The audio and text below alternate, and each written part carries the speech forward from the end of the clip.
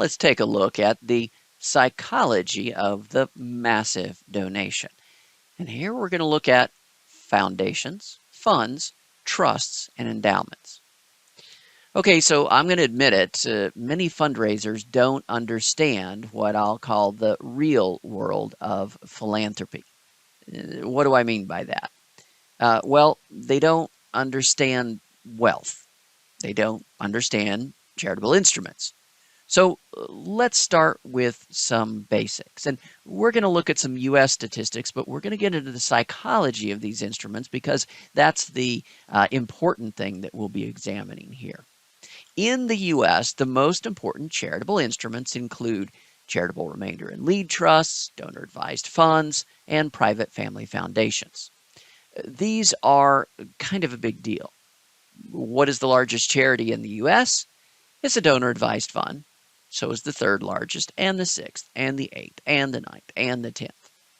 What about charitable remainder and lead trusts? Well, they hold over $100 billion. That's about 50 to 100 times what the American Red Cross or the American Cancer Society has.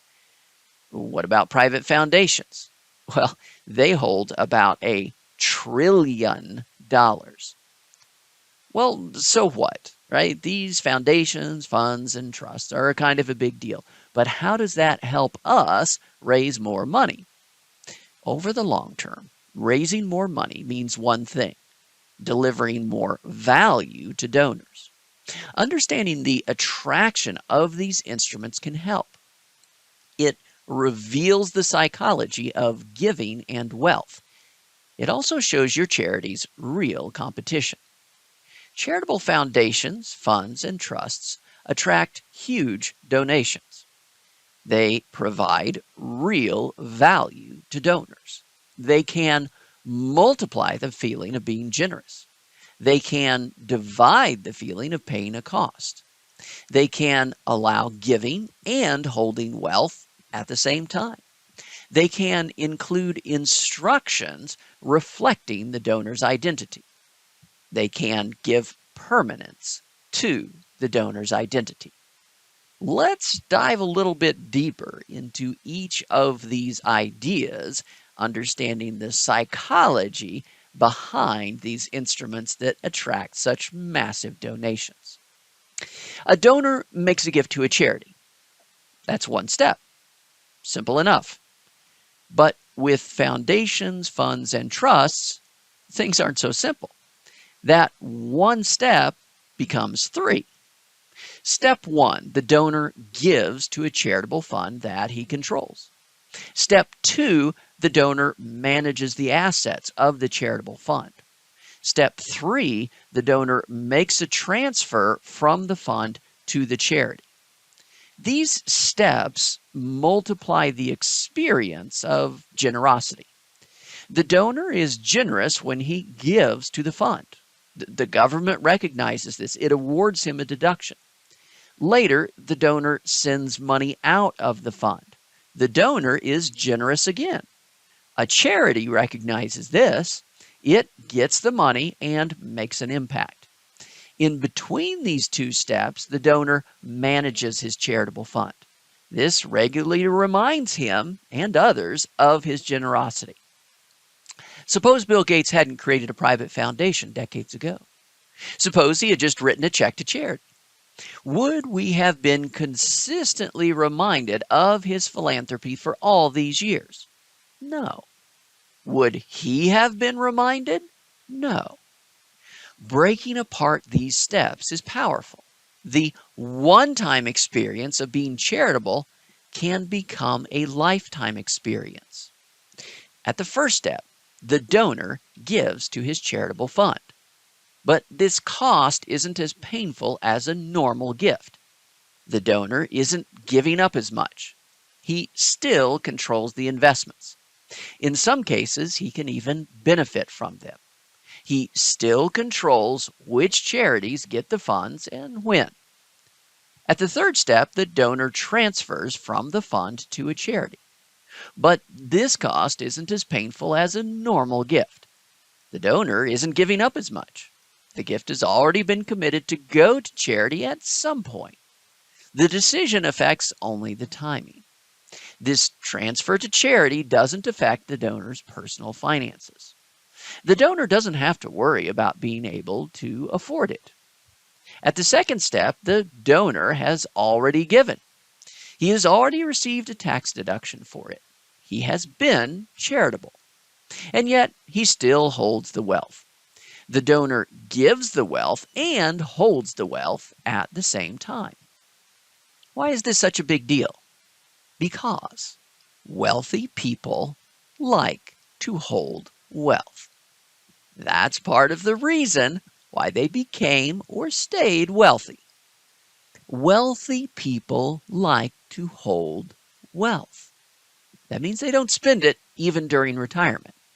What happens among the wealthy, the top 5%, after age 65? Their rate of wealth accumulation actually increases at every older age. They just keep accumulating more and at a faster rate. This is true even up to 100 years of age. Wealthy people like to hold wealth. That means they don't give it away to family members during their life. They don't do so, even though it would save enormously on estate taxes. Of course, if they did that, they wouldn't be holding the wealth anymore. Estate giving allows donors to give and hold wealth at the same time. A donor includes a charity in his estate plan. He is charitable, but he is still holding the wealth. Do wealthy donors prefer to give this way? Oh, yes, they do. Notice, those with estates under $2 million generate estate donations worth about 3.5 times their annual giving. For those with estates of 2 to 5 million, it's 20 times their annual giving. For those with $5 to $10 million, it's 25 times their annual giving. For those with estates of $10 to $50 million, it's 28 times their annual giving. For those with estates of $50 to $100 million, it's 50 times their annual giving. Oh, and for those with $100 million or more, it's 103 times their annual giving. Wealthy people prefer the giving form that allows them to continue holding wealth. Wealthy people like to hold wealth. Gift instructions can be simple. Giving to a specific cause is an instruction. So is giving to a special project. What's the most extreme version of gift instructions? The foundations, funds, and trusts. These can involve pages of detailed instructions. The instructions can control the gift for decades or even generations. These large gifts come with lots of instructions. This is no accident. Large gifts from life savings require a pretty compelling motivation. Instructions reflect the donor's values, life story, and identity. They make the gift compelling. By the way, this reality is nothing new.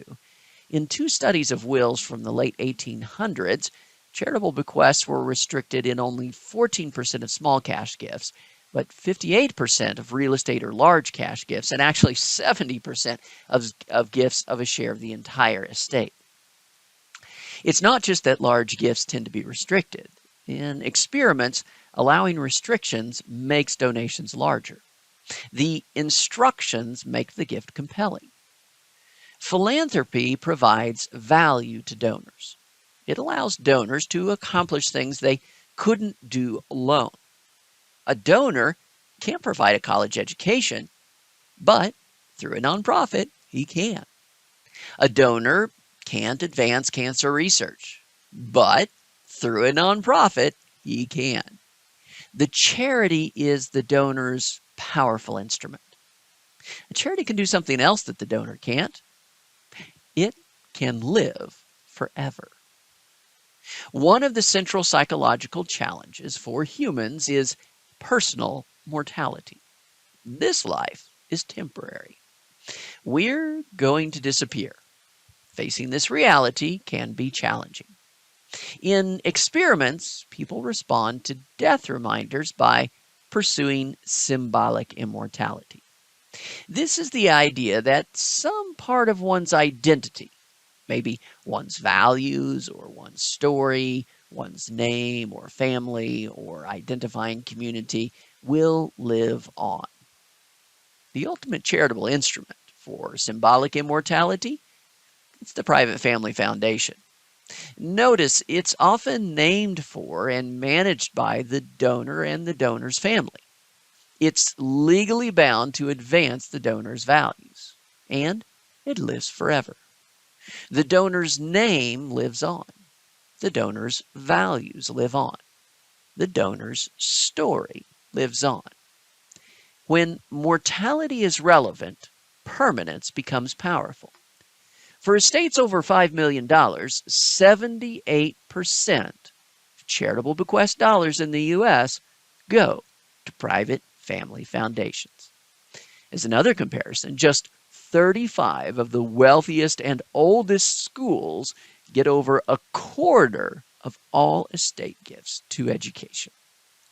Permanence? Well, permanence is powerful in estate giving.